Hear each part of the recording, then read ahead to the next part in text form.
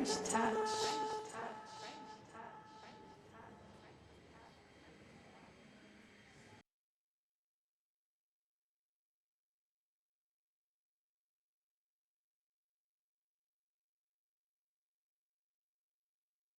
Bonjour à tous, merci beaucoup d'être présents ici donc pour cette table ronde avec un sujet très ambitieux mais qu'on va tâcher de traiter dans l'heure impartie. Donc on va parler effectivement de ce nouveau web, savoir s'il peut être éthique et responsable.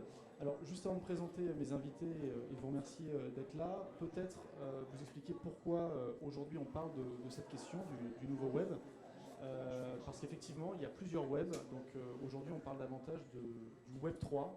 Il y a d'abord eu le Web 1, c'est le web des années 90. C'est vraiment le premier Internet, avec la capacité qu'on avait de consulter les informations, consulter les sites. Puis il y a eu, et justement, on a un représentant de Meta ici, l'Internet des réseaux sociaux, où on transmettait de l'image, de la vidéo, on pouvait interagir. Et c'est vrai que maintenant, depuis quelques années, on parle de plus en plus de cet Internet de la valeur, donc le Web 3, avec tous les outils comme les cryptos, les NFT, la blockchain. Et donc on va voir justement quel est ce web et voir les questions qu'il pose en termes de conservation des données, protection de la vie privée, les nouveaux usages, voilà tout ce qu'on peut faire avec ce web. Et donc aujourd'hui nous avons Lucie et Léonore Rivron de la NFT Factory. Au passage, ceux qui ne sont pas encore allés à la NFT Factory, je vous invite très vivement à y aller. C'est à côté du centre Georges Pompidou.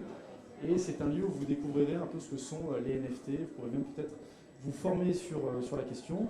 On a également Martin Signou, qui est le responsable des affaires publiques de Meta France. On va avoir pas mal de sujets à aborder avec vous.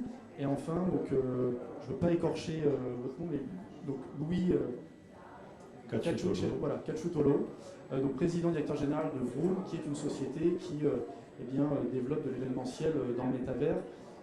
Quand j'ai regardé un petit peu ce que vous faisiez, j'ai vu que vous étiez censé lancer une version, je crois, au moins bêta de votre métavers, on va revenir un peu dessus, savoir comment vous avancez, où en est ce métavers. Et pour démarrer, en fait, j'aimerais bien qu'on commence tout bêtement avec des cas d'usage, c'est-à-dire ce qu'on peut faire aujourd'hui avec ces technologies, parce que c'est vrai que on parle souvent du crime, du trafic de drogue, dès qu'on est sur ces sujets, alors qu'en réalité il se passe aussi des choses. Et à la limite, je vais me tourner vers vous, Louis. Est-ce que vous pourriez un peu nous expliquer tout bêtement ce que vous faites et pourquoi vous êtes lancé sur ces sujets du métavers et du Web 3? Alors au départ, on est très...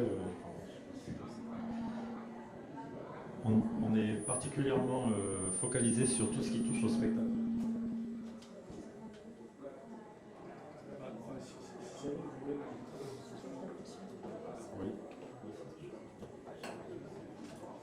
Oui, je le disais, on est dans le gros, on est particulièrement focalisé sur le spectacle vivant dans les métavers. Et la raison pour laquelle on a voulu faire ça, moi déjà j'ai une formation, je suis musicien de formation, j'étais propriétaire d'un théâtre et c'était très très difficile en fait de gérer un petit théâtre de province et de le rentabiliser. Et on a vu avec la crise du Covid qu'il y avait énormément d'usages, en fait, de cas d'usage où en fait tout le public empêché, on dira, n'a pas l'opportunité de rencontrer les artistes ou d'aller au spectacle qu'ils aiment. D'où l'idée de porter ça avec l'avènement de la réalité virtuelle dans les années 2016-2017 pour le grand public, avec les casques grand public qui se sont lancés, ou entre autres les casques de Meta. On a vu l'opportunité justement de pouvoir accéder au plus grand public comme ça. C'est vraiment quelque chose de très important parce qu'on se rend compte que aussi pour les industries culturelles, le public jeune est un public qu'ils ont du mal à toucher, alors que c'est un public qui a tous les codes des jeux vidéo et qui, on voit sur les plateformes métavers existantes, celles qui sont très peuplées, comme Roblox qui en est une, ou bien VRChat, des plateformes comme ça qui ne sont pas forcément du Web 3, mais on va venir au Web 3 après. Les plateformes les plus peuplées sont des plateformes où le public a entre littéralement 12 et 15 ans de moyenne d'âge. Et c'est le futur public. D'accord. Et là aujourd'hui, donc vous en êtes où? Vous avez sorti une première version de ce métavers ou vous continuez de travailler sur son développement? Alors on travaille sur son développement, on sort notre propre plateforme parce qu'on s'est rendu compte que les plateformes qu'on utilisait jusqu'à présent qui sont VRChat, Engage, Roblox, etc., ne sont pas adaptés aux demandes des artistes, des producteurs ou des diffuseurs pour le spectacle vivant en particulier.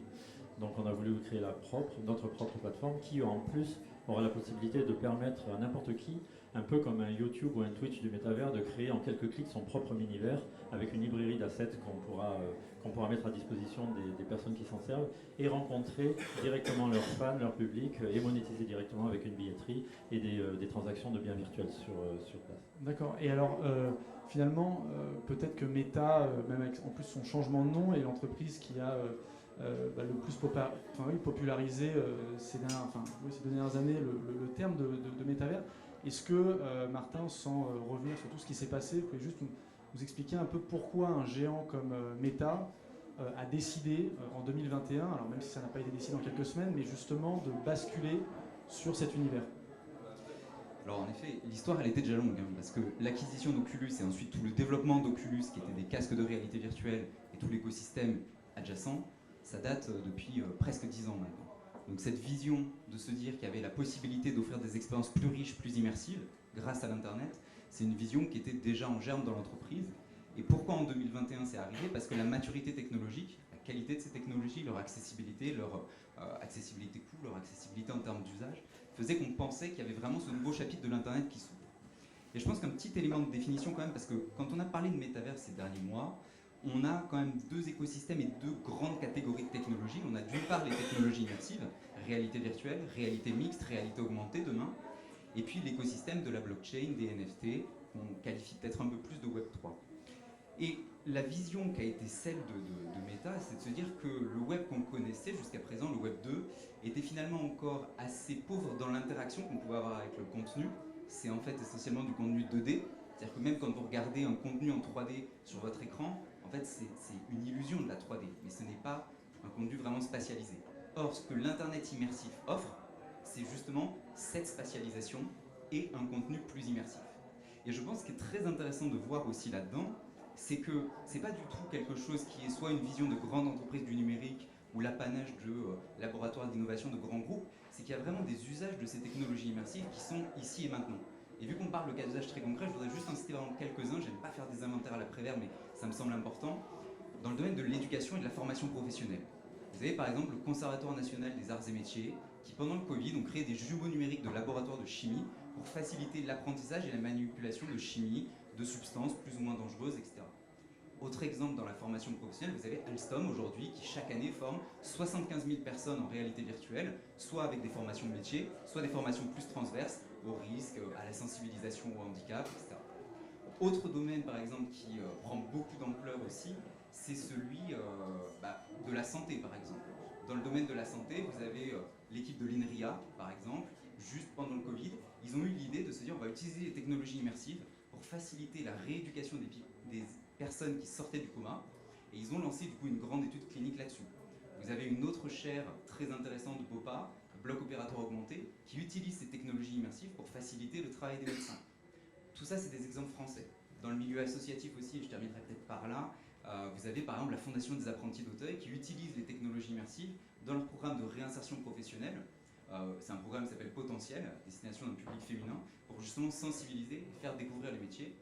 Peut-être vu qu'on est à French Touch aujourd'hui, bien entendu dans le domaine des industries culturelles et créatives, les usages ils sont déjà là depuis longtemps. Et pour ceux qui sont là un peu après, je vous invite vraiment à aller voir ce que fait par exemple Atlas 5, Mira, et qui donne vraiment à voir ce qu'est cet Internet spatialisé. Et alors justement, ce qui est intéressant, là, vous avez évoqué ce qui, de mon point de vue, par rapport au Web3 et le métavers, mais c'est vrai que là on parle des espaces. Qu'est-ce que vous pensez justement, et je vais me tourner vers Lucie Léonore, de tout ce qui est objet, monnaie, parce que c'est vrai que voilà, vous l'avez très bien expliqué, on peut aujourd'hui utiliser ces nouveaux espaces, mais il va aussi falloir se demander comment on va les habiter. Donc il y aura peut-être des gens, mais aussi il y aura des objets, des monnaies. Quelle est votre vision là-dessus? Puis après je poserai aussi la question à Lucie et Léonore. Alors il y aurait beaucoup de choses à dire, mais très succinctement, en fait on est à l'étape aujourd'hui où le métavers est aux technologies immersives, ce que l'Internet est à l'informatique. Il y avait des ordinateurs avant, mais tout était très fragmenté, et c'est quand il y a eu Internet, ce tissu connectique, le fait de pouvoir passer d'une expérience à l'autre, que ça a vraiment décollé, qu'on a pu avoir de nouveaux usages. On pense aujourd'hui que c'est la même chose. Les technologies immersives, elles sont très matures, mais très fragmentées. Il manque encore des briques d'interopérabilité, on pourra peut-être y revenir. Et on pense que c'est justement dans les prochaines années, en construisant tout l'écosystème de biens numériques, la capacité de porter un avatar, de porter un bien virtuel, de porter un NFT, de porter un système de paiement d'une plateforme à une autre, en intégrant tout ça, qu'on va pouvoir en fait passer à cette dimension de la même manière qu'il y a eu un passage de l'informatique à l'Internet, un passage des technologies immersives au métavers. Et justement, certains n'ont pas démarré par le métavers, mais par les NFT. Et Lucie et Léonore, enfin voilà, comment vous avez démarré dans cet écosystème et surtout pourquoi vous êtes davantage focalisé sur les objets numériques? Absolument, moi j'entends parler là de monde immersif. Moi je dirige un lieu physique en face de Beaubourg, dédié au NFT et effectivement qui défend les principes du Web3 et tous les usages qui peuvent y avoir eh bien, dans la vie réelle, parce qu'il y en a aussi beaucoup. Et c'est un peu dommage de souvent confondre justement blockchain, NFT, métaverse et monde immersif et mettre tout ça dans un même sac.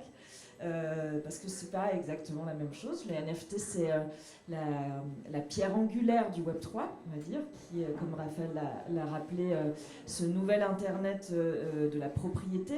Et le NFT, c'est ce qui permet d'être propriétaire d'un bien numérique, d'un bien immatériel. Alors effectivement, l'achat de biens immatériels va être très utile pour les métavers, les mondes virtuels, que ce soit pour porter des vêtements, pour utiliser des accessoires, pour acheter de l'immobilier immatériel. Mais il y a aussi beaucoup d'applications dans la vie concrète. Et en premier lieu, et c'est comme ça que moi je suis arrivée dans ce fabuleux monde du Web3 et des NFT, mais également beaucoup de monde, c'est pour l'art et les artistes, qui sont eux bien vivants, qui ont besoin de payer leur loyer physique et de vivre. Et il y avait énormément d'artistes numériques qui, jusqu'à présent, avant les NFT, n'avaient pas la possibilité de vivre de leurs œuvres, car c'était très difficile de vendre un bien immatériel, justement. Moi, avant de diriger la NFT Factory, je dirigeais une maison de vente aux enchères traditionnelle. Et en 12 ans de carrière, je n'avais jamais vendu une vidéo ou une animation 3D, enfin une œuvre d'art numérique. Il n'y avait quasiment pas de marché. Il y avait quelques très rares collectionneurs ou collectionneuses d'art numérique. Mais c'était vraiment marginal car il n'y avait pas la possibilité technique, parce qu'on aurait vendu quoi, un DVD, une clé USB, enfin, c'était très compliqué concrètement. Et les NFT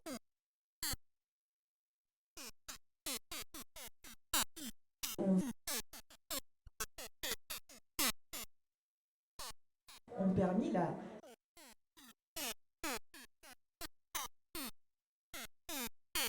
créer la rareté dans ce monde numérique reproductible à l'infini, et parce que le NFT crée la rareté, eh bien il peut permettre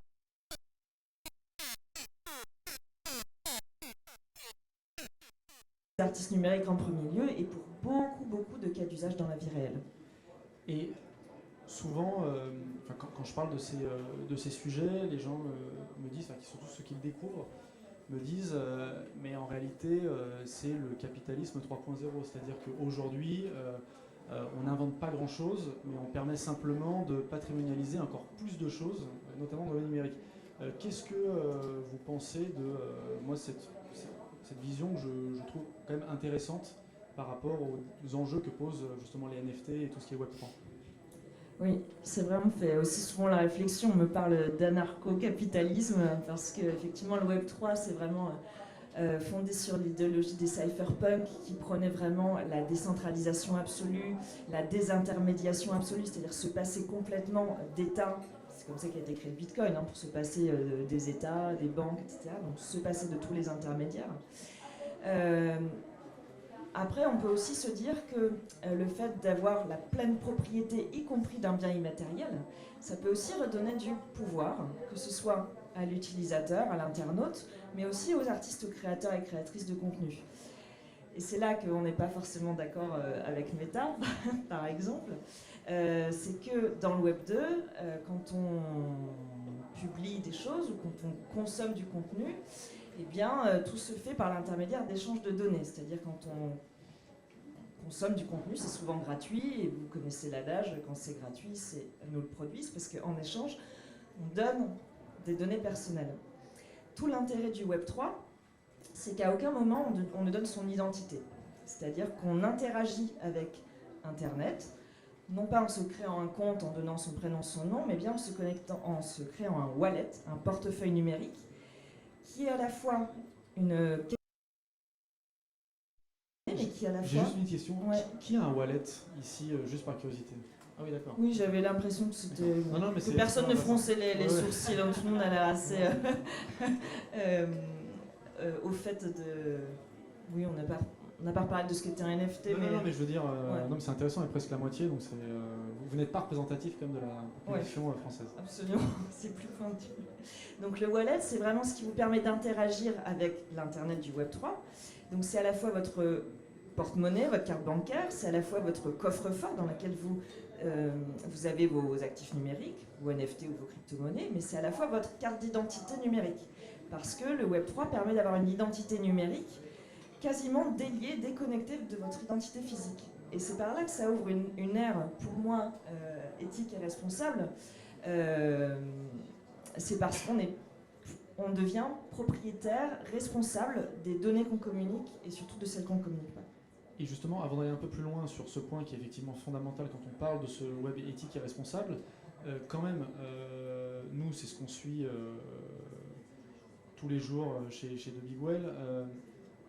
On a vu que Meta, par exemple, commençait à travailler avec des créateurs pour leur permettre de vendre leur NFT.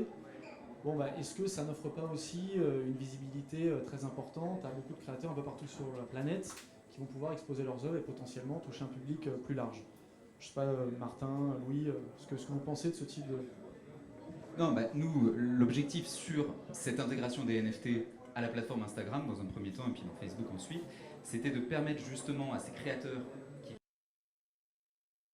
de les importer, parce qu'on n'a pas créé nos propres systèmes, on a reposé sur des systèmes qui existaient, des blockchains existantes, Ethereum, Polygon, des wallets qui existaient, MetaMask, etc., pour leur permettre de venir intégrer et exposer leurs œuvres, et leur offrir une visibilité. Parce que nos plateformes, que ce soit Facebook, Instagram, ont toujours été cela. En fait, c'était la possibilité à des individus ou à des créateurs de venir donner de la visibilité à leur contenu.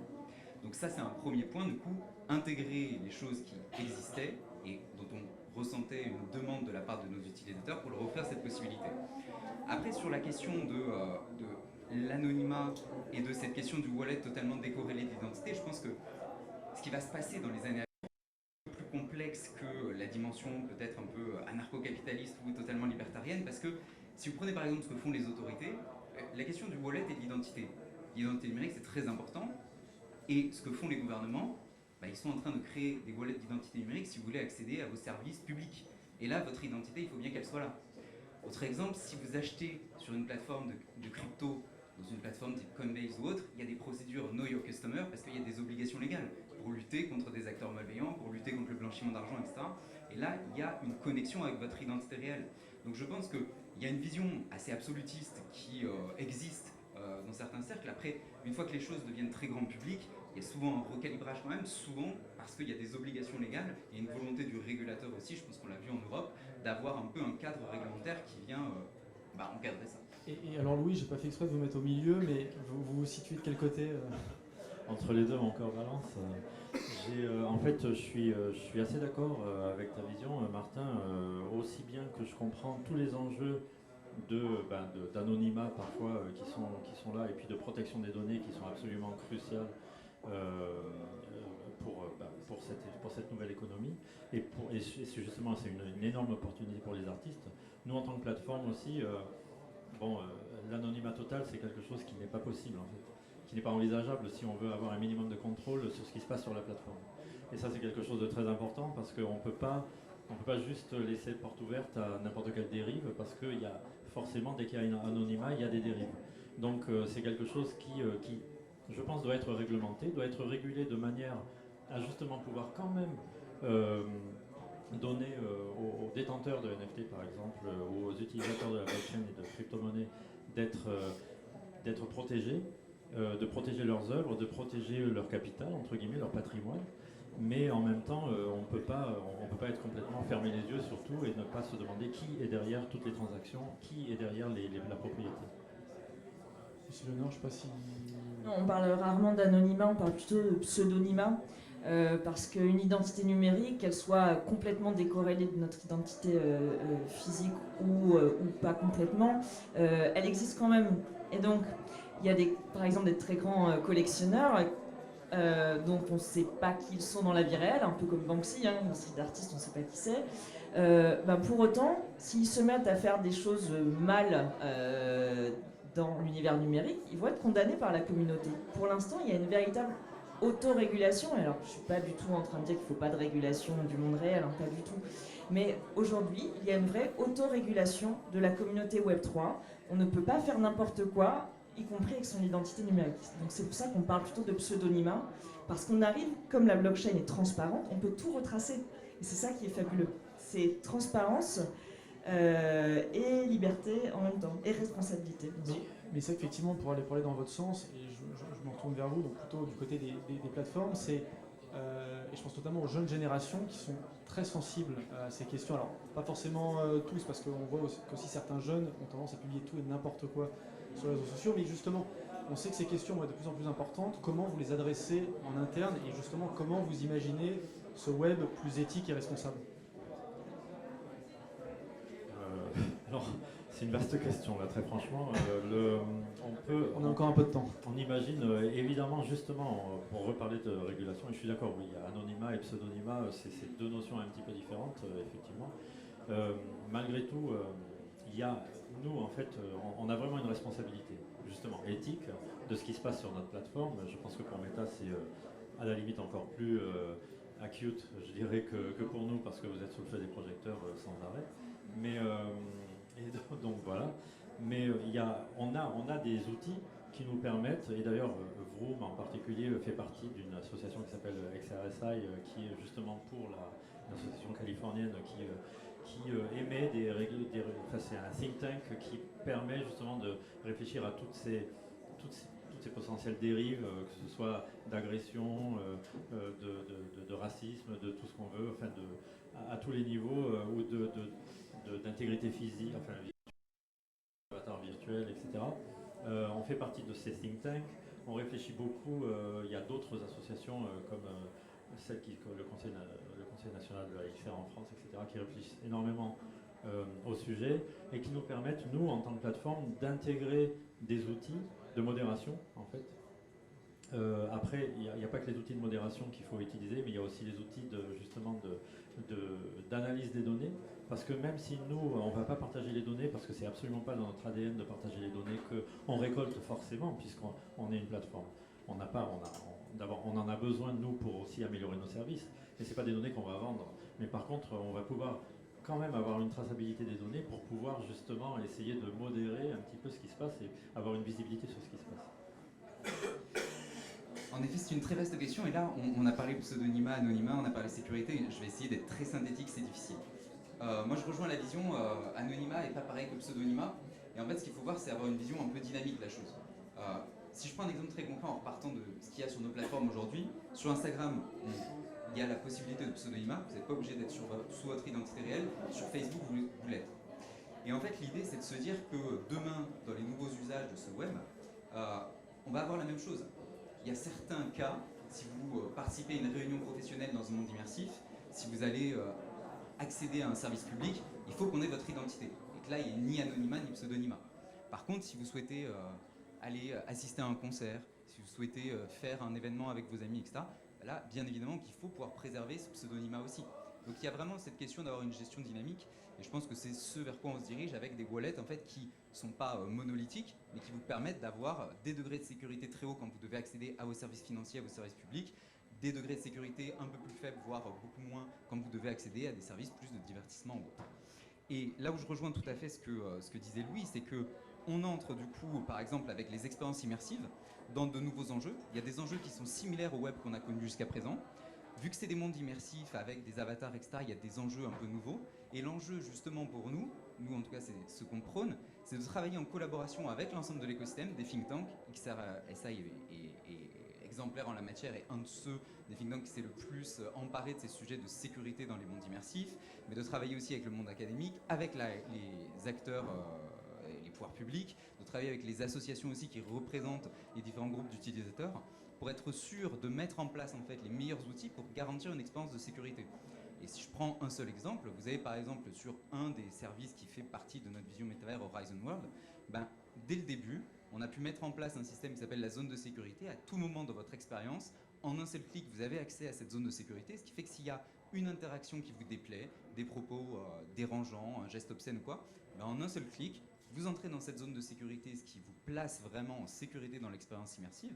Vous avez ensuite la possibilité de signaler, de bloquer la personne, etc., pour que la modération intervienne. Et vous n'avez pas peur d'être dépassé, et là je vise pas Meta, je parle de toutes les plateformes de ce type, parce que c'est vrai qu'on a déjà vu en seulement quelques semaines, quelques mois, déjà des histoires de harcèlement, même de viol dans le métavers. Globalement, comment adresser ce type de problématiques qui vont évidemment se poser? Il y a ce que vient de mentionner Martin, c'est-à-dire ce cercle d'intimité, on appelle ça comme ça, cercle d'intimité que les avatars peuvent choisir. Ils peuvent régler eux-mêmes la distance qui les sépare d'un autre, et à ne pas franchir d'un autre avatar. Il y a ce qu'on appelle Collider, qui a des frontières invisibles en fait, qui séparent les avatars et qu'on peut régler soi-même. On peut régler 2 mètres si vous ne voulez pas être... par exemple, vous ne voulez pas trop entendre le bruit des autres avatars aussi, par exemple.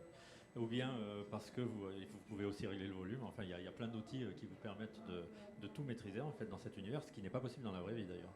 Je pense qu'à la limite, ce qui fait aussi quand même le charme de la vraie vie, c'est-à-dire que quelqu'un qui parle fort dans le métro, c'est chiant, mais ça fait partie de... Non, mais tout à fait. Mais alors, effectivement, il y a des outils dans le métavers qui sont bien plus sophistiqués et qu'on ne peut pas avoir dans la vraie vie en fait. Donc il y a ce cercle d'intimité qu'on peut aussi régler à 0 si on a envie d'embrasser un autre avatar. Et juste pour vous dire, ce que vous avez abordé un point qui est fondamental, c'est celui des données. Et on sait que, entre guillemets, la bataille dans le Web 3, ça va être entre la centralisation et la décentralisation des données. Et finalement, j'aurais une question pour chacun. Côté justement plateforme, est-ce que ça n'est pas un risque d'avoir des plateformes qui gèrent autant de données? Je veux dire, en cas de leak ou choses comme ça, ça peut avoir des conséquences très importantes. Donc comment gérer ça? Et à l'inverse, c'est comment faire en sorte que les gens gèrent bien en propre leurs données, ne perdent pas les clés de leur wallet et ne se retrouvent pas dans des situations catastrophiques. Et je ne parle même pas du cas des crypto-monnaies.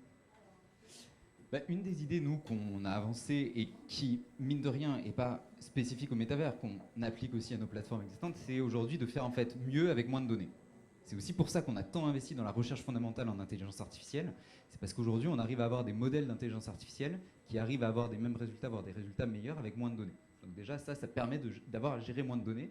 Et ce qui permet quelque chose de très simple, c'est que dans les expériences immersives, on a, grâce aux caisses de réalité virtuelle, un besoin de collecter moins de données. Donc il y a ce principe de minimisation de la donnée. Ça, c'est un point qui est déjà très important. Ensuite, le deuxième point, c'est que du coup, comme le disait Louis, la donnée, on en a parfois besoin pour améliorer le service, pour juste en fait faire en sorte que, selon ce que vous êtes en train de faire, l'expérience puisse bien réagir, etc.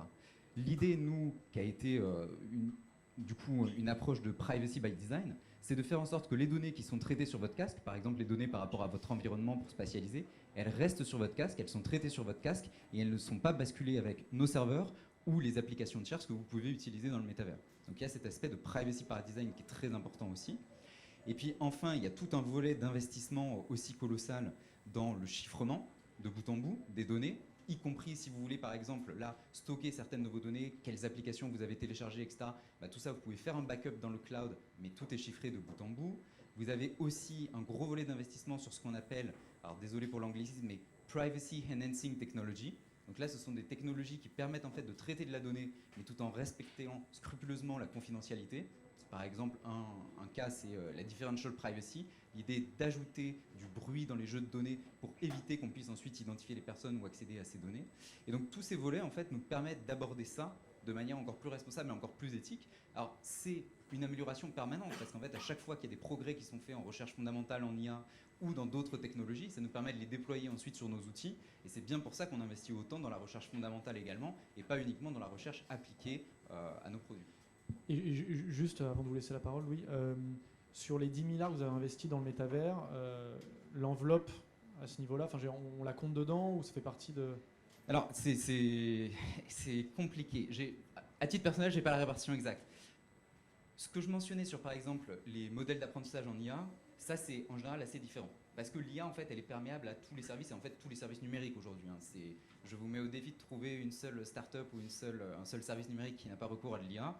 Et ça, on a par exemple à Paris aujourd'hui une centaine de chercheurs en recherche fondamentale qui font de la recherche, il faut le rappeler, ouverte avec l'ensemble de l'écosystème. C'est-à-dire que tout ce qui est fait par ces chercheurs, souvent ils ont une double casquette. Ils sont Meta INRIA, Meta Paris-Saclay, Meta CNRS.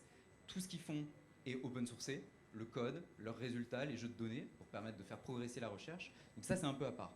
L'investissement dans le métavers, et c'est peut-être l'opportunité de casser un mythe un peu reçu, il y a pas mal de personnes qui sont parfois un peu sceptiques et qui font la confusion entre la vision de méta du métavers et Horizon World. Et ils ont l'impression qu'on a investi 10 milliards juste dans la plateforme Horizon World. Quand vous regardez en fait et quand vous déchiffrez un petit peu tout ce qui est fait, il y a un gros travail qui est fait dans la recherche fondamentale sur le hardware. C'est-à-dire que si on parle de réalité augmentée, aujourd'hui la question de la miniaturisation des dispositifs pour avoir un rendu de l'information dans des verres aussi fins que des verres de lunettes, personne n'y arrive encore, c'est de la recherche fondamentale en optique. Il y a aussi de l'amélioration des casques. On voit très régulièrement, quand on regarde les casques qui existaient il y a 4 ans et les tout derniers, on voit qu'il y a des progrès fulgurants qui ont été faits en termes de miniaturisation, en termes de rendu graphique. Donc il y a ça aussi. Et puis après, il y a développé tous les outils aussi pour la communauté de développeurs et pour les plateformes qui souhaitent utiliser ces technologies. C'est développer des SDK pour les développeurs. Par exemple, on a un outil qui s'appelle Presence Platform qui permet à n'importe quel développeur de rendre son expérience multi-utilisateur, donc d'intégrer directement les avatars pour qu'il y ait cette dimension sociale dans leurs applications. Okay. Donc c'est très très large. Okay. Ouais. Et alors justement, de l'autre côté, sur tout ce qui est conservation en propre, c'est-à-dire des individus qui garderaient toutes leurs données, est-ce que c'est pérenne tout bêtement? Est-ce qu'on peut imaginer un univers dans lequel on se passerait de ces intermédiaires et on gérerait tous nos données en propre avec les risques que cela implique? C'est un peu l'idée du Web 3, hein, parce que là, on a l'impression que le futur web, en fait, c'est un jeu vidéo et qu'on va tous vivre avec des avatars dans des mondes immersifs. Je suis un peu seule sur scène, mais moi, je crois encore à la vie réelle et à la vie physique. Je suis impartial. Et il va encore se passer plein de choses dans la vie réelle.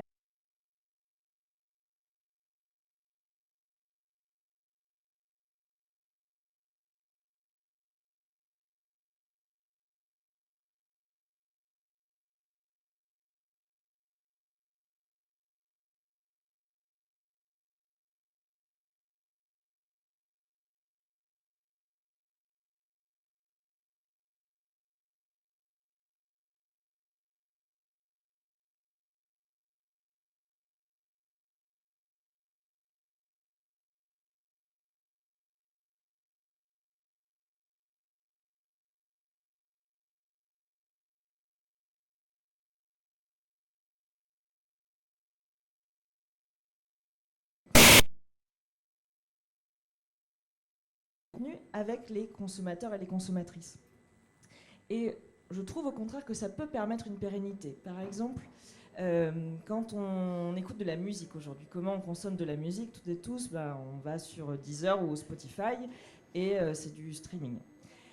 Si Deezer ou Spotify ferment, tout disparaît, vous n'avez plus rien. Si vous achetez de la musique sous forme de NFT, déjà directement aux artistes, parce que c'est l'idée, c'est que les plateformes du Web3 vont être là pour connecter directement artistes et consommateurs, on va dire ça comme ça, de contenu, en prenant une commission, mais pas en étant des intermédiaires garantissant des intermédiaires indispensables. Ils sont vraiment là juste pour mettre en relation.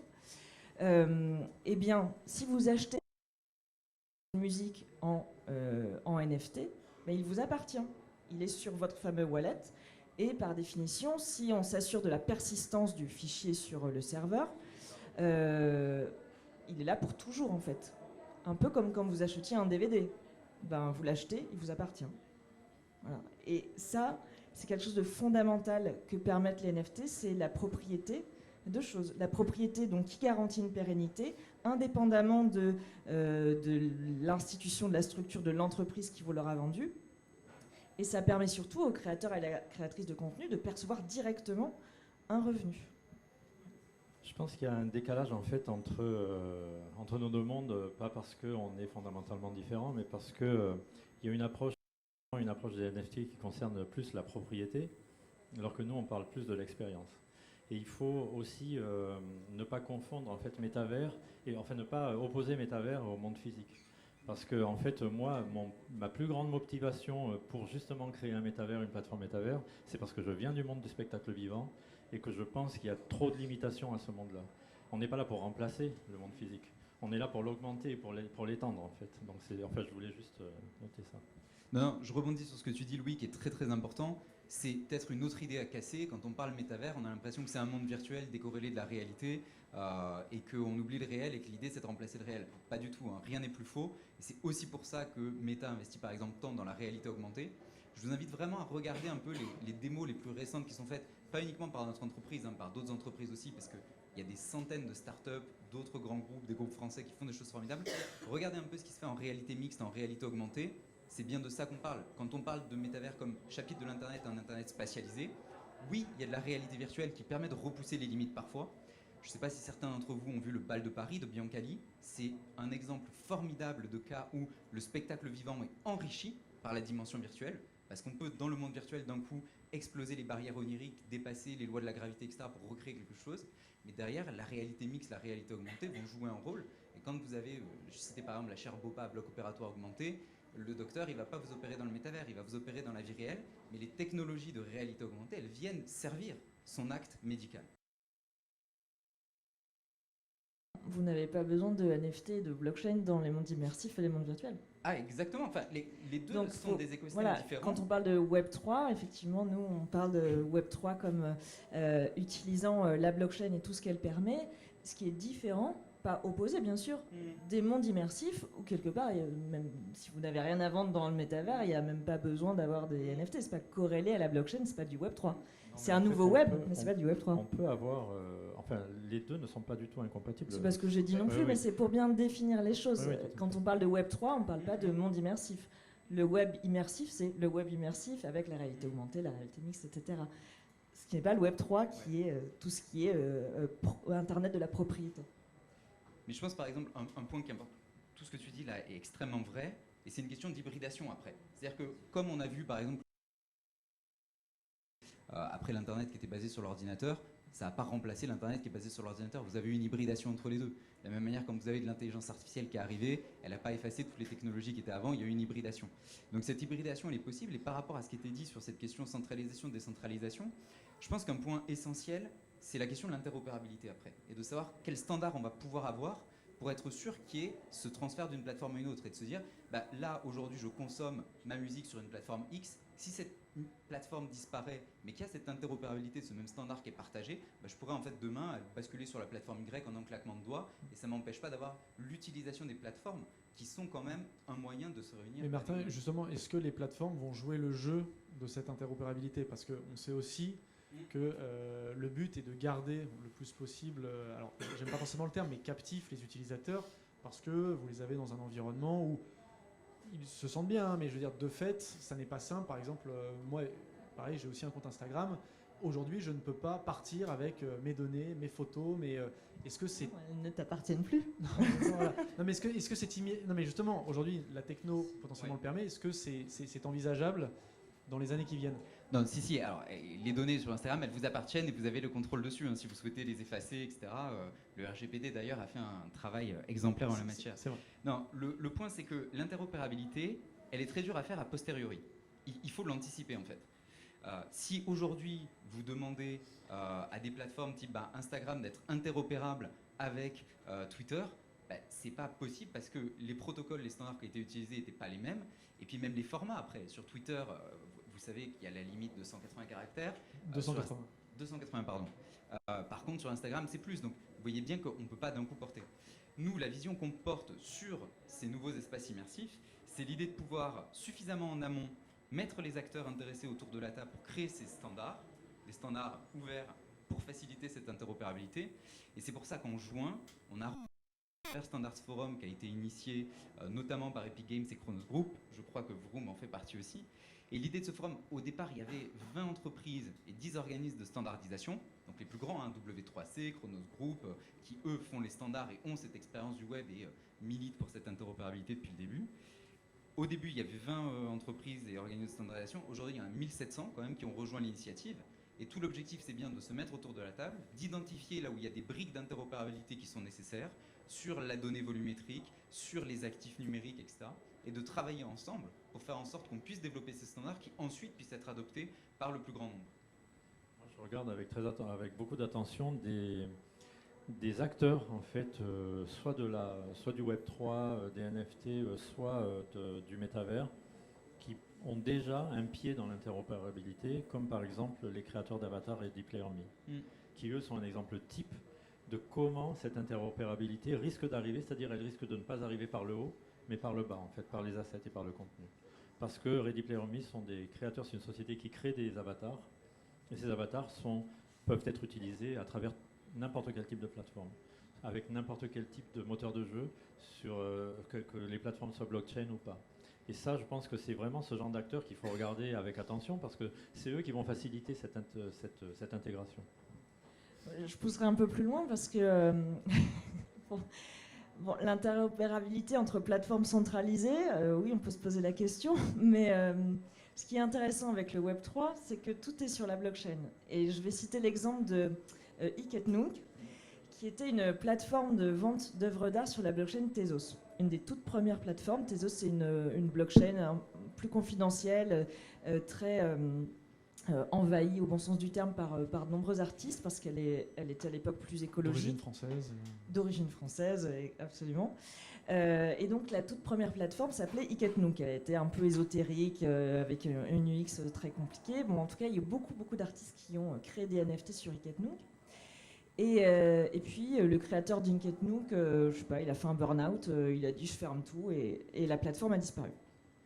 Mais il y a une telle communauté d'artistes et puis de collectionneurs et collectionneuses autour de Iketnook, et comme tout avait été minté sur la blockchain Tezos, tout était encore là en fait. Et finalement, la plateforme n'est qu'une interface. Donc il y a eu toute une communauté qui a reconstruit une interface pour remontrer ce qui n'avait jamais disparu, parce que c'est sur la blockchain. Donc en fait, on est au-delà de l'interopérabilité, puisque c'est sur la blockchain et que donc ça ne disparaît pas. Les plateformes n'étant que des interfaces. Nécessaires, bien sûr, mais étant des interfaces. Alors, le problème, c'est que la question, c'est... on parle d'un web. Est-ce qu'on va réussir à vous mettre d'accord à un moment donné sur ce web, effectivement, et alors, est-ce qu'on peut imaginer qu'il soit davantage décentralisé, alors avec effectivement des acteurs centralisés, mais qui auront peut-être un modèle un peu différent, peut-être moins basé sur les données. Et puis aussi, il y a quand même un point qu'on n'a pas encore évoqué, c'est mine de rien la consommation énergétique. Enfin, je veux dire, tout ce dont on parle, effectivement, même si c'est virtuel, a un impact bien réel.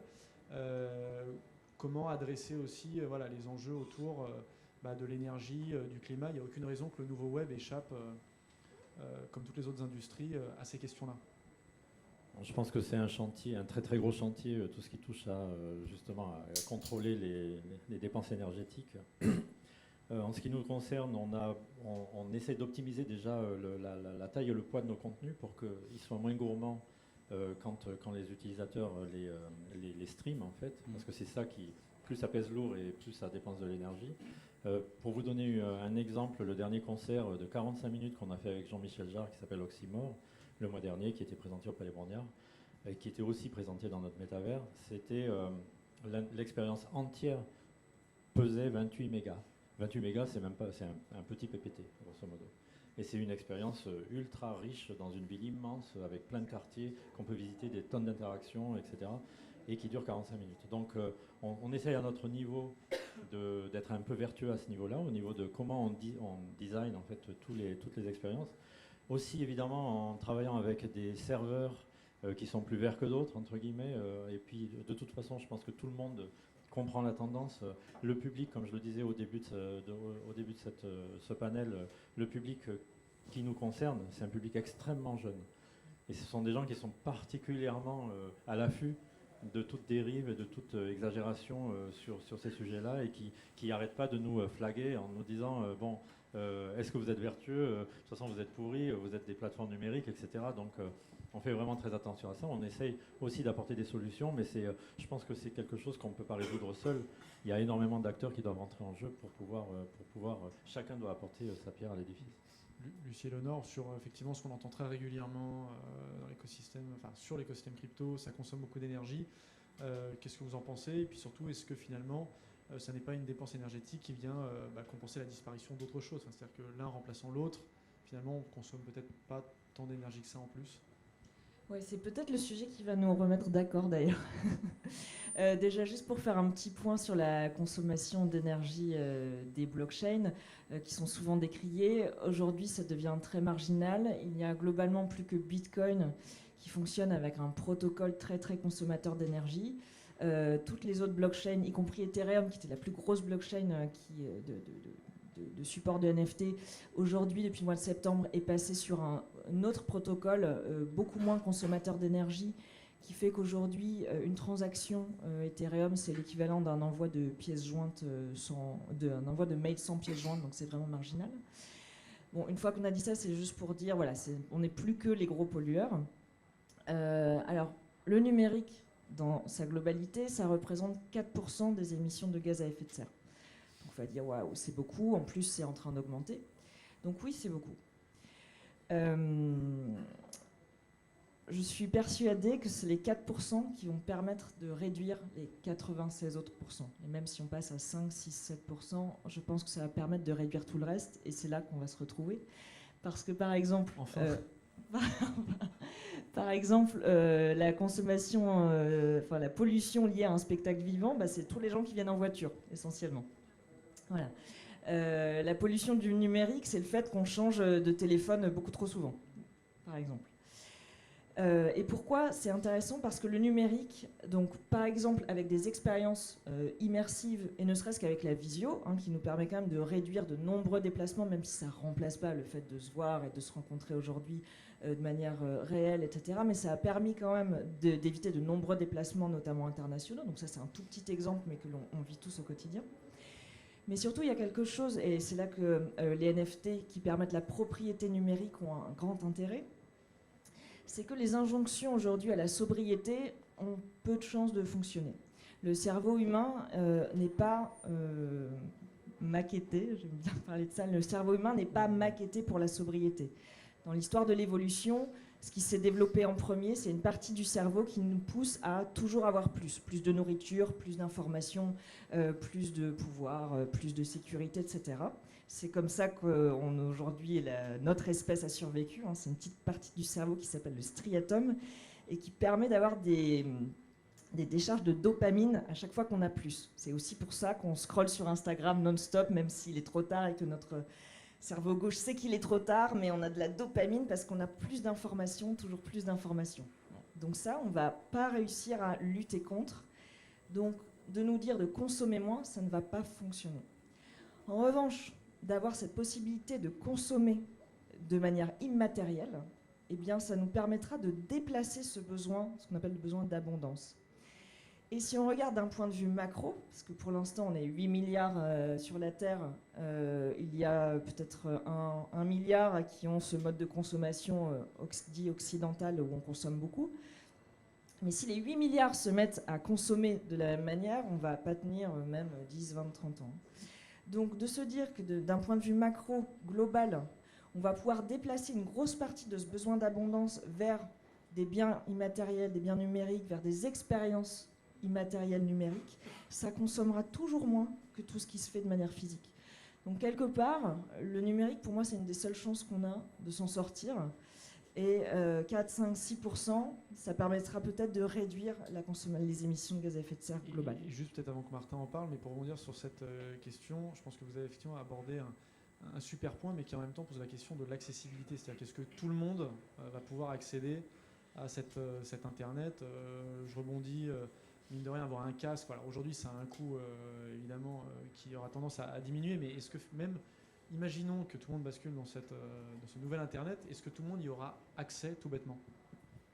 Ce qui est intéressant de constater déjà, c'est qu'en Afrique, ils sont beaucoup plus avancés que nous au niveau blockchain et qu'il y a beaucoup de pays africains qui sautent des étapes technologiques. En gros, ils sont passés des mails à la blockchain. Ils ont un peu sauté l'étape Web 2. Donc, ça, ce sont des constats. Je n'ai pas de réponse, évidemment. Tout est que process et objectif. Mais ce qu'on constate, c'est que dans un univers où on a l'impression que ce sera très difficile d'accès, finalement, il y a, je crois, 20% dans certains pays africains de personnes qui ont déjà des NFT ou des cryptoactifs. C'est quand même intéressant. Peut-être que c'est porteur d'espoir, je ne sais pas. Mais peut-être que l'inégalité en fait se fera moins d'un point de vue géographique que au sein même des pays. Enfin, je veux dire, on le voit sur plein de sujets. Les gens qui ont de l'argent accèdent à des services supplémentaires. Est-ce que effectivement tout l'univers des NFT, des cryptos va réussir? Enfin, je pense aussi au métavers. Typiquement, regarder un spectacle, enfin, je veux dire, les très beaux spectacles, ça n'est peut-être pas simple de s'équiper. Enfin, je veux dire, d'avoir en tout cas une expérience qui soit satisfaisante. Accessibilité d'abord, environnement après. Accessibilité, premièrement, sur la question du casque, par exemple, nous, notre objectif aussi, ça a été de mettre sur le marché une technologie qui soit suffisamment accessible. Un casque Quest 2, aujourd'hui, c'est aux alentours de 400 € à la Fnac Darty, donc on est sur un prix smartphone milieu de gamme. Donc l'objectif, ça a toujours été de faire quelque chose qui ne soit pas réservé à une élite. On ne peut pas téléphoner. Vous pouvez passer des appels avec, de la même manière que... Enfin, et après, il y a une hybridation, toute la question des usages. Sur la question de l'accessibilité aussi, de prendre en compte chaque personne et la différence aussi, les situations de handicap, etc. Ça fait partie des choses aussi sur lesquelles on a travaillé très tôt. Et on a d'ailleurs, on parle de web responsable, là, on a des principes d'innovation responsable qui guident le développement de ces nouveaux produits, qui sont accessibles, qui sont publics. Et un de ces principes, c'est justement prendre en compte tout le monde, donc que chacun, dans les différentes différences, dans les différents handicaps qu'il peut y avoir, il y ait des fonctionnalités d'accessibilité qui leur permettent d'utiliser ces technologies. Donc ça, c'est un point qui est assez important sur l'accessibilité. Après, sur l'environnement, du coup, oui, on se rejoint tout à fait. C'est-à-dire qu'aujourd'hui, ces technologies, premièrement, il y a une vraie prise de conscience et un effort d'éco-conception qui est fait. Si vous prenez Meta, on a atteint la neutralité carbone en 2020, et ça, c'est des gros investissements dans l'éco-conception des data centers, dans le design, l'éco-design des produits, dans l'investissement dans des grids d'énergie renouvelable. Donc, là, il y a déjà des choses qui sont faites. Et ensuite, ce qu'il faut regarder aussi de manière plus holistique, c'est qu'est-ce que le numérique permet. Quand tu dis que ces 4% d'émissions permettent peut-être de réduire les 96% des autres, je pense que c'est vrai. Et je lisais encore un papier sur le site de Polytechnique où un chercheur disait il y a des études où l'usage du numérique permet de réduire en fait d'un facteur 5 d'autres usages. C'est-à-dire qu'une consommation énergétique dans le numérique permet de réduire par ailleurs. Comment c'est possible? Parfois avec un meilleur pilotage dans les centres logistiques. Enfin, il y a tout un tas de facteurs. Et sur la VR en particulier, je lisais récemment une étude de l'université Chalmers en Suède qui a étudié l'utilisation de ces technologies immersives dans certaines industries et qui arrive à la conclusion qu'en fait, en améliorant le processus de prototypage des produits, les technologies immersives sont beaucoup utilisées dans l'industrie pour tout ce qui est prototype automobile, aviation, même design d'intérieur, etc. En améliorant en fait différentes briques de l'usage industriel, l'impact in fine, il est positif sur les émissions. Donc en fait, il ne faut pas du tout opposer, je pense, l'usage numérique et encore moins les technologies immersives à l'impact environnemental. Il y a une vraie possibilité d'avoir un gain d'énergie derrière.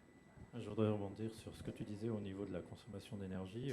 Il y a aussi des techniques, par exemple sur une plateforme, vous créez plein de mini-vers, on dira, sur une plateforme métavers. Et chaque mini-vers en fait qui n'est pas utilisé, c'est comme si on avait des multitudes de téléviseurs en veille chez soi. Donc là, c'est le genre de choses aussi auxquelles on va faire attention pour fermer ces mini-vers et les abolir en fait à partir d'un certain moment où ils n'auront pas été utilisés, pour pas que ça continue à créer des dépenses d'énergie complètement inutiles. Par ailleurs, pour l'accessibilité, ce qui est très important aussi, tu l'as mentionné, c'était les handicapés par exemple. Sur notre plateforme aussi, on veille à ce qui est, par exemple, dans les menus écrits. Alors il y aura évidemment de l'assistance vocale, tout sera vocal et écrit. Mais dans les menus écrits, on utilise des typologies qui sont plus faciles à voir pour les malvoyants, par exemple. On a des systèmes d'interface qui peuvent être indépendamment pour les droitiers et les gauchers ou pour des gens qui ont carrément perdu un membre et qui n'ont qu'une main en fait pour se servir du menu. Parce que évidemment on pourra servir du menu avec la voix, mais aussi quand on veut se déplacer par exemple, il y a des choses que la voix ne peut pas tout régler parce que en fait on est vraiment très multitâche, on a 5 membres et on s'en sert sans arrêt, sans s'en rendre compte. Et c'est pareil dans le métavers. Donc on fait tout ce genre d'efforts aussi qui permettent l'accessibilité. Évidemment, la plus grande accessibilité, c'est le jour où, quand on veut avoir une expérience totalement immersive, parce que pour l'instant, toutes les expériences qu'on propose, elles sont accessibles en réalité virtuelle sur PC en mode jeu vidéo ou même sur les smartphones. Sur certaines plateformes les permettent, donc n'importe qui peut y avoir accès. C'est juste le degré d'immersion qui n'est pas identique. Et si on veut avoir un degré d'immersion total, en fait là on dépend de la technologie, parce que la technologie, on va remplacer les casques bientôt par des lunettes et tout va par des lentilles. Oui, et donc ça sera quelque chose de beaucoup moins intrusif et de beaucoup moins coûteux. Non, super. Lucie Léonore, sauf si vous voulez rajouter quelque chose sur ce point, sinon on va prendre les questions dans la salle. Notamment sur le matériel, en fait, sur les outils, sur Oui. les machines, parce que vous savez très bien qu'à chaque fois qu'on augmente la technologie, il faut changer d'outil, et c'est bien là le problème, c'est que quand on achète un casque, en fait, il n'y a rien d'écologique à ça. Oui, c'est la principale dépense dans les 4% du numérique, ce sont les supports. Après, absolument. Donc, absolument. Donc quelque chose de tout bête, c'est de. Je vais peut-être vous donner un micro pour les questions. Je ne sais pas si les gens entendent en fait à distance. Il y a plusieurs choses. Une des actions les plus écologiques finalement, c'est de changer d'outil moins souvent. Mais si on prend un peu de recul, on peut aussi regarder le tout premier ordinateur en 1947. Il faisait la taille de la pièce pour faire une addition, une soustraction. Aujourd'hui, dans un iPhone, on fait des choses bien plus puissantes. Donc là, on peut aussi se dire qu'on est au tout début d'une technologie et que dès les tout débuts, et les concepteurs, les ingénieurs, etc., ont cette idée, cette vision de réduction de la consommation d'énergie. Donc en fait, très vite, ça va, même la production, je pense, va devenir beaucoup moins polluante, ça va devenir beaucoup plus pérenne. Aujourd'hui, ces notions d'obsolescence. La fabrication, bien sûr, les notions d'obsolescence programmée sont quand même... cette notion est très, très répandue. J'ai l'impression qu'on ne peut plus faire ça aujourd'hui et que c'est une question qui sous-tend toutes les actions numériques, tous les développements, y compris de produits et d'outils. Je suis d'accord avec vous, sauf que si on passe d'1 milliard de personnes équipées à 5 milliards, on risque un peu de perdre. C'est-à-dire que tout ce qu'on a gagné en sobriété, on risque un peu de le perdre sur le volume, dans le sens où... De fait, même si en Europe les gens achètent moins de casques et de smartphones, c'est vrai que si la planète s'équipe, de fait on va juste redistribuer les équipements. Mais effectivement, on va quand même à réduire les choses. Si vous avez d'autres questions, n'hésitez pas.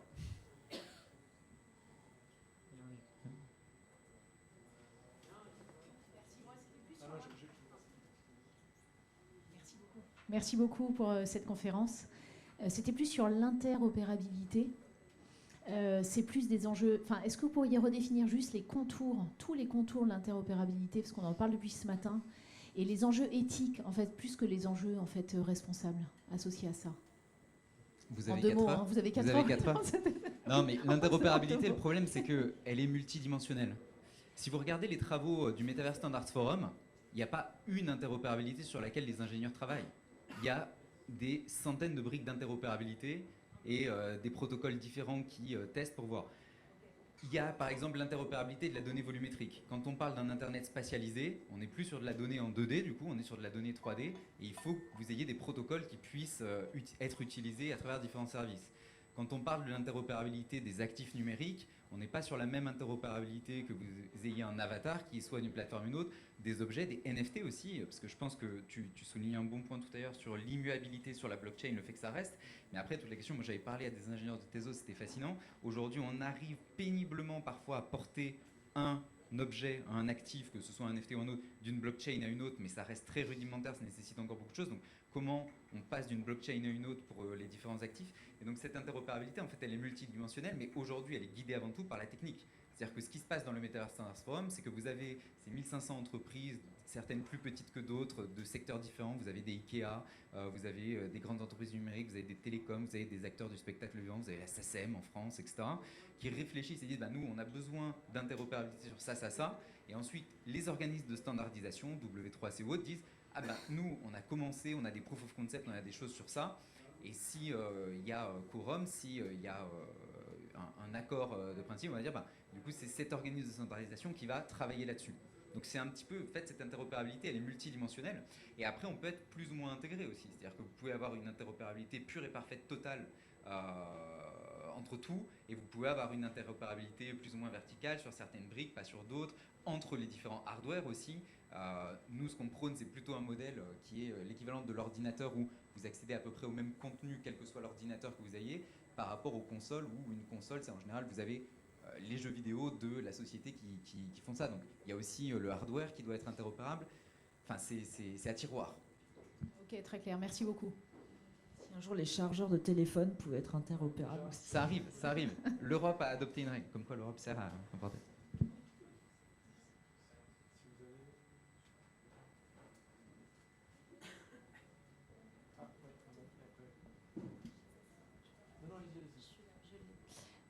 Alors j'ai une question plutôt pour Lucie et Léonore, parce que c'est pour rebondir sur quelque chose que vous avez dit tout à l'heure. Vous avez parlé d'autorégulation dans le Web 3 de la part de la communauté. Est-ce que vous avez quelques exemples? Est-ce que vous pouvez, alors je ne sais pas s'il existe déjà un modèle qu'on peut décrire, mais est-ce que vous pouvez élaborer un petit peu sur ça? Très concrètement, par exemple, dans le cas artistique, donc, ce qui est bien important de comprendre, c'est que le NFT, ce n'est que le certificat, hein, c'est pas le fichier, c'est pas l'œuvre d'art. Mais vous pouvez retracer qui a créé le NFT. Et il arrive que des fichiers puissent être récupérés par d'autres personnes que l'artiste, le vrai artiste, entre guillemets, qu'on connaisse son identité réelle ou pas. En tout cas, on connaît son adresse Ethereum et on sait qui il est, où elle est sur la blockchain. Merci. S'il y a quelqu'un d'autre qui va reprendre le même fichier et le recréer, et que l'artiste original s'en rend compte, il va le dire à la communauté, et ça va être délisté. Et puis, tout le monde va le savoir, en gros. Parce que c'est la blockchain, parce que tout est transparent, et parce qu'on peut tout retracer. Donc, il suffit de le dire. Par exemple, ce OpenSea, qui est une plateforme où on peut acheter, vendre des NFT, va délister ces faux NFT, donc ils ne seront plus accessibles. Ils sont toujours sur la blockchain. Ils sont éternels, la blockchain, on ne peut pas revenir dessus, on ne peut rien effacer, etc. Mais on ne pourra plus les voir. Et en tout cas, ils seront complètement décrédibilisés par la communauté. Donc ça, c'est une forme d'autorégulation, par exemple, très concrète et qui existe déjà au quotidien. Après, ça n'empêche pas le fait qu'une régulation est nécessaire pour autant, et notamment au niveau européen, il y a beaucoup de choses qui se font, qui sont en cours, etc. Mais voilà, il y a déjà une autorégulation de la communauté. Merci. Bonjour. Moi, je suis assez d'accord avec cette notion, en effet, que le passage vers le numérique peut être un investissement pour les fameux 96% restants. Après, je pense que certains constructeurs ne sont pas encore à la hauteur. Là, il y a notamment le MetaQuest Pro qui vient de sortir, a été un peu considéré par iFixit un peu comme très difficilement réparable. Alors évidemment, il y a des critères esthétiques, de miniaturisation de batterie, d'expérience globale. On ne peut pas se retrouver avec un frigo sur la tête, et j'en conviens énormément, mais je pense qu'il y a clairement des choses à faire aussi pour lutter aussi contre le scroll infini, les dark patterns, qui en effet, c'est qu'est-ce qu'on fait derrière? Est-ce que lorsqu'on scroll, une vidéo se joue par défaut pour capter l'attention? Enfin, je pense que tout le secteur n'est pas encore au niveau des exigences vers lesquelles on devrait tendre en 2022. Après, là-dessus, il y a des efforts constants. Enfin, quand on parle d'éco-conception des data centers et le fait d'avoir atteint la neutralité carbone, ça c'est un fait qui est assez important. Après, il y a des considérations, par exemple, vous parlez du MetaQuest Pro, il y a des considérations en termes de miniaturisation qui vont rendre difficile. Alors, je ne suis pas moi familier sur les conditions de réparabilité, etc. Après, ce qui est clair, c'est qu'il y a des obligations aussi qui nous incombent, comme tout fabricant. Donc ça, elles sont respectées par rapport à ça. Après, toute la question est de pouvoir être mieux disant ou d'aller plus loin.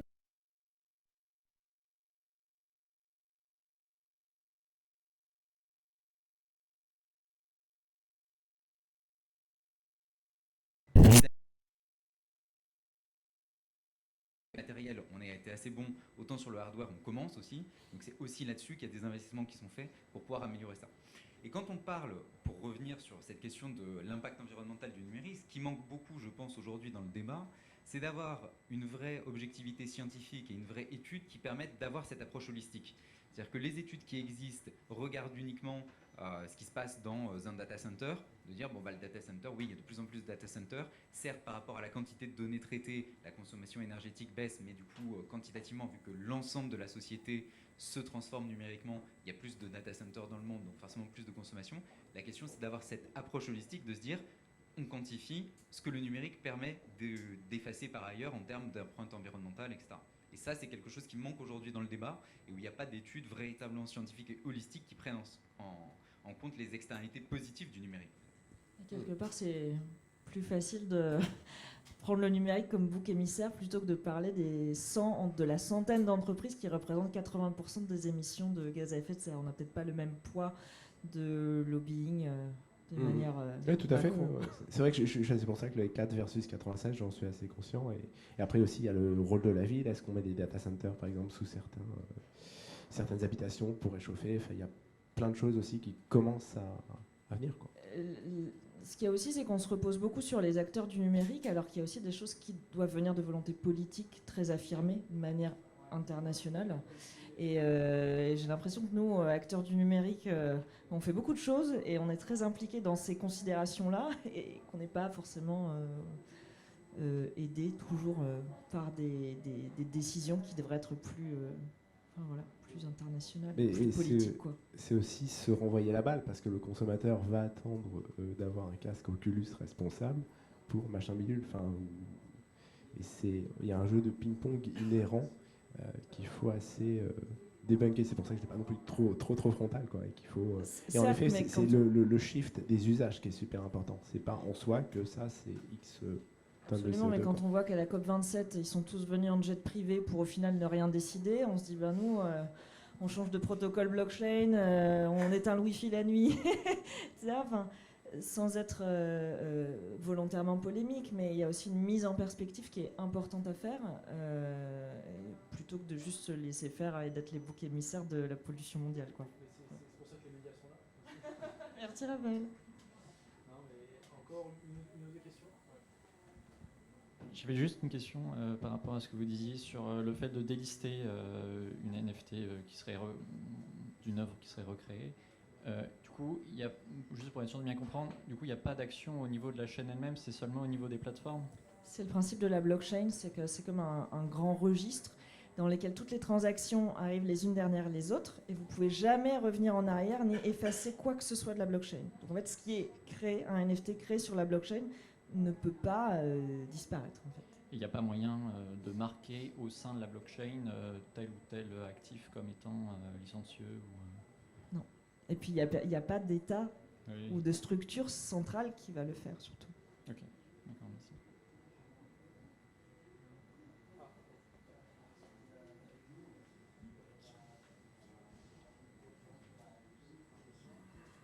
Merci, bonjour. Une question pour Monsieur Signou. Concernant la collecte des données et surtout les données liées aux émotions et au psychisme des utilisateurs dans le métaverse, qu'en est-il au niveau éthique?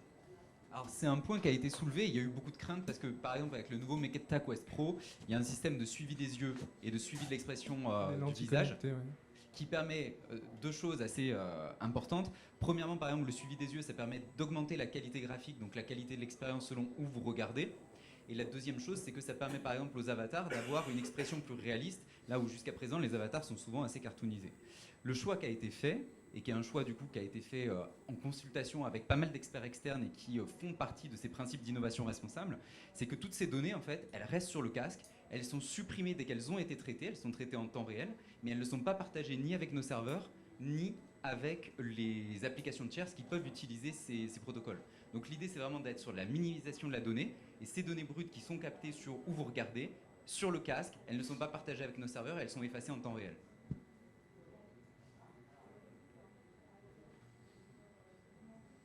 Et ça, c'est uniquement pour... parce que vous avez créé un forum il n'y a pas longtemps avec incluant Facebook, Meta... je ne sais plus comment il s'appelle, c'est un forum en juin, c'est ça? Le Metaverse Standards Forum. Le Metaverse Standards Forum. Donc là, c'est uniquement votre entreprise, mais concernant les autres entreprises qui collectent aussi les données, vous avez mis quelque chose en place, mais les autres entreprises, est-ce qu'il y a une charte éthique qui a été signée ou quelque chose comme ça?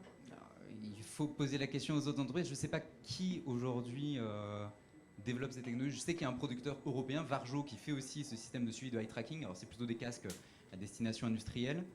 Après, je ne sais pas aujourd'hui qui sont les autres acteurs. Il faudrait voir avec les autres acteurs qu'est-ce qui a été fait.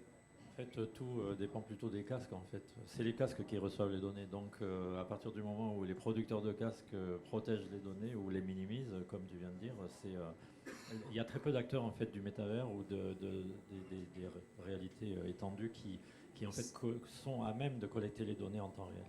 C'est les casques qui reçoivent les données, mais c'est les métaverses qui utilisent les données des utilisateurs. Ça dépend lesquels. Là, par exemple, les expressions du visage, dans le métavers, c'est comme une diffusion en fait. Mais on ne capte pas la donnée. On la capte, elle ne nous appartient pas. D'accord, ok.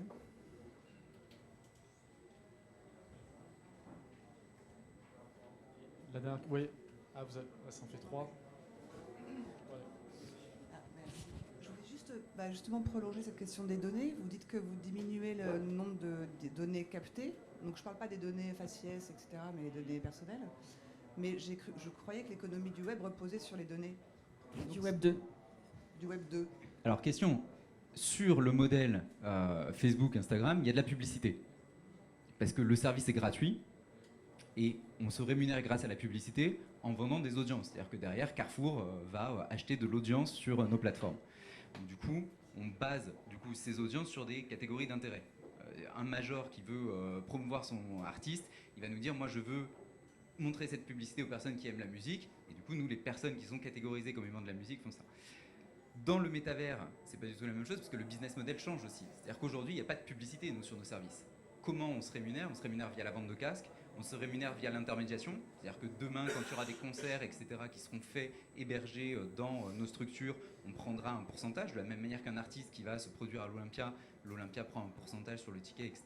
Donc ça, c'est un changement de business model aussi. Donc les données personnelles ne vous intéressent plus, enfin n'intéressent plus les entreprises. N'intéresse plus les entreprises. Après, il faut qualifier. Non, mais effectivement, on a bien vu qu'en un an, avec... Non, mais, effectivement, je vous laisse répondre, mais on a bien vu là, ces dernières années, et surtout ces 12 derniers mois, que effectivement, le changement chez Meta était aussi lié à un changement de business model qui n'est plus basé sur les données, parce que tout simplement, il y a les RGPD, et puis il y a une pression croissante, c'est-à-dire que Meta ne pourrait plus, dans 5 ou 10 ans, continuer sur ce modèle, parce que en fait, vos revenus s'effondreraient sans accès aux données. Et c'est pour ça qu'il y a ce pivot sur, effectivement, devenir un intermédiaire dans le métavers. Comme on le disait tout à l'heure, les données nous intéressent toujours énormément parce qu'elles nous permettent d'améliorer nos services. Et ce qui est formidable avec les NFT, c'est que les marques, pardon, je prêche pour ma paroisse, les marques vont pouvoir connaître les goûts des utilisateurs ou des utilisatrices, mais sans avoir leurs données. Parce que justement, on peut avoir des NFT dans son wallet sans que les marques ne sachent rien de notre identité réelle, mais elles vont connaître nos goûts et elles vont s'adresser à des communautés et non plus à des utilisateurs ou des utilisatrices. Donc c'est un formidable outil de néo-marketing, si vous voulez, qui va respecter les données personnelles tout en continuant à offrir des choses personnalisées. Et on ne va plus s'adresser à quelqu'un qui a entre 30 et 45 ans et qui vit dans tel type de ville, mais quelqu'un qui détient tel ou tel token. Donc les NFT permettent de réconcilier besoins marketing des entreprises et protection des données personnelles. Non, merci beaucoup, je suis désolé parce que le temps file et voilà, il faut qu'on respecte le temps imparti, mais merci infiniment, on espère que ça a répondu au moins à une partie de vos questions et puis n'hésitez pas à les prendre d'assaut si vous avez d'autres questions. Voilà, bonne journée. Merci.